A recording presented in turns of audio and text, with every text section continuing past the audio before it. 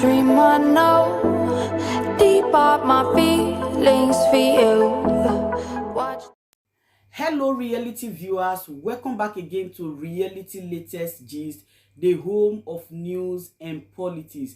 For this channel, we dey drop news every day and we dey react to every videos wey comes our way. And na reality news now we dey drop for this channel, and we dey also dey talk am as e be. If today na the first time we say you dey come across this channel, you are highly welcome. Thank you so much for stopping by. And if you are returning subscribers, I appreciate all of una for una massive support to this channel. I say may God bless all of una in Jesus name, amen. I get video wey I want present to una this very moment, and I go dey follow una dey watch the video. After we don watch am together, make we drop our opinion constructively for the comment section. Like our videos and also share our videos if possible. Bye for now. The case of Peter Obi is more interesting. Here was a guy who was kept out of power for 3 years. He won election in 2003. But for me, I do not expect that the government that will be inaugurated on the 29th of May would think it's going to be business as usual. That question of legitimacy will have to be addressed. Femi Falana, you are a well-respected Nigerian lawyer, a senior advocate of Nigeria. I have always loved to listen to you because you are full of wisdom. Your track record speaks for you in Nigeria. Watch this video and see if there is anything that will stop May 29th. All of you who are screaming and shouting, May 29, May 29, nothing will stop May 29. People like us don't work with May 29 because somebody like Peter Obi, we know him, we know his antecedent. If Peter Obi does not reclaim his mandate before May 29, he will certainly reclaim it after May 29. And I am saying it again. Peter Obi fought for his mandate in Anambra State for 3 years. And after 3 years, he regained his mandate. And he assumed office and concluded his 8 years without interruption. That is the man Nigerians, they sing praise, they follow. Simply because he's a man of character, he's a man of competence, and he's a man with a very beautiful track record. They don't try, do several things to carry this man, rope him into a crime he did not commit. Nothing was found against him. Listen to Femi Falana. Even though I know that the judges of the appeal court will not put Nigerians to shame before May 29th because the evidence, they're very plenty. The evidence, they're very glaring. Watch the video. Listen to Femi Falana, a lawyer, the senior advocate of Nigeria. And then you will understand that somebody like Peter Obi, like I always say, if there is anybody that believes in Nigerian judiciary more than any other person, that person is Peter Obi. And this has manifested in his speeches. When he talks, you will see it. And the content of this video will reveal to you why the oppositions are seriously fighting tooth and nail to make sure that they dent the image of Peter Obi. Because Peter Obi is a man who has a very clear, history of himself. A man who is known with competency, for competency and character.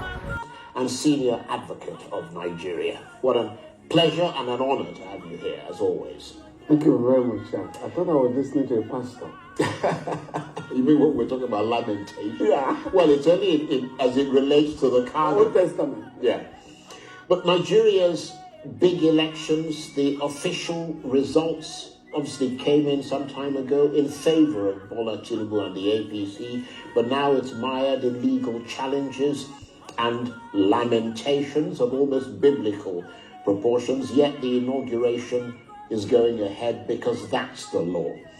But is it a moral, ethically sound law? Is it a fair rule? Sir, I think it's too late in the day to cry or bemoan our fate. Since to cry or bemoan our fate, since 2010, we have engaged in a consistent campaign for far-reaching electoral reform along the lines suggested, the recommendations of the Ways panel, which I said on this forum. Those recommendations were adopted by the panel set up by President Jonathan following the crisis that attended the 2011 presidential election. Yaradua. Yeah, no, it was panel was set up by President Yar'Adua. Right. President Jonathan set up the Amelemu panel, Right. which adopted the recommendations of Okay, yes, I see what you mean. Yeah. Ways per se. Again, President Buhari set up the Ken Namani panel, which also adopted the basic recommendations of the Ways panel. Yeah. But to master the political will, to implement these recommendations have always been a problem. Because the people in power want to take advantage of the loopholes in the law, including those who are complaining now. And if you look at the dramatis personae, which of them has not enjoyed what we are criticizing now? Governor Bola Tinubu, Vice President Atiku, Peter Obi, in fact more than anybody, had their elections challenged. And when those elections were challenged, they were in power.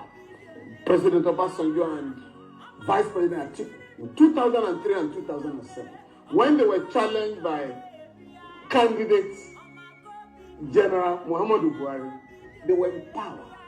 In fact, in 2003, the election petition did not end until 2005. Now, the case of Peter Obi is more interesting.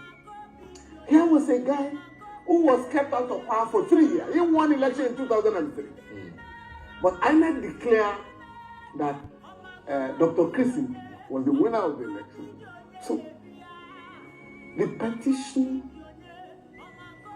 was contested for 35 months, almost 3 years. And in fairness to Governor Obi, after the verdict of the Court of Appeal, so what? I better go to the office to complete, to spend whatever is left of the time. And I said, no. I run like a lion in Lagos. No.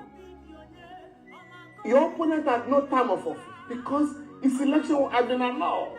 So you can't complete his term of office. So you are going to start your own 4-year tenure the moment you take your oath of office. Every lawyer said I was talking bunkum. But later, he took advantage of my position and fought the matter from the High Court to the Supreme. And the Supreme Court made a point that your 4-year tenure commences the day you are sworn in. So I think I was, I was discussing, I think sometime last year, I asked Governor Obi, you took advantage of my advice. You haven't paid me. You haven't paid me. I like that. It was a public duty. Did it buy you a bottle of champagne? I'm disappointed. No, you just said no. You were rendering a public service. Yeah, of course. But after that, in 2007 again, 2009, Obi won the election. Andy Uba went to court to say whereas in 2007, INEC had conducted an election, which was illegal anyway, and he said he had won. Therefore, my term of office, was kept in the cooler. What are you talking about? Again, the party went up to the Supreme Court. Governor Obi was in office. At the end of the day, the Supreme Court upheld, and decided that the election the gentleman was talking about was illegally conducted. Dr. Dachi Ahmed won election to the Senate in 2011. I think under the platform of CPC. His opponent, former Governor McAfee, went to court and was in court for almost a year. He eventually won. And Dr. Dachi Ahmed, who had been in the parliament, was then asked to vacate because it was proved that he didn't win the election. But he had spent about a year in the parliament. So this is the position. What the respected Cardinal Onayeka is talking about is what in law would call delegate ferenda as opposed to delegate. What the law is as opposed to what the law should be. For me, I've always believed that all election petitions should be concluded before the inauguration of an incoming government. But again, this time it's not limited to the president-elect. All the governors who have been elected, including the LP Labour Party governorship candidate and governor-elect in Abia State, will be sworn in. All the legislators who have been declared winners of the election on the platform of PC, APC, PDP, Labour Party, and all of them will also be inaugurated on the 29th. Right. But for the benefit of our audience who may not know these things, what is the law as it stands today with regard, for example, to the presidential Now, tribunal? I mean, there are different time frames for each level, aren't there? By virtue of Section 285 of the Constitution, election petitions shall be heard by our courts and determined within a period of 180 days. That's 6 months. That is on the tribunal level. Yes. Yeah, the presidential. Also, at the Court of Appeal level. Right. So that's another 6 months. No. For the presidential election, right, it starts at the Court of Appeal, and then you have an option to go to the Supreme Court. Yes. So if you have 180 days in the Court of Appeal, you have additional 2 months, 60 days in the Supreme Court. Right. In the case of governorship, which is the only one that allows for 3 states, you go to the election petition tribunal for 180 days, Court of Appeal for 60 days, Supreme Court for 60 days. That's keeping the governor in office for 10 months. Yeah. While his opponent or his opponents are fighting the legitimacy of his election.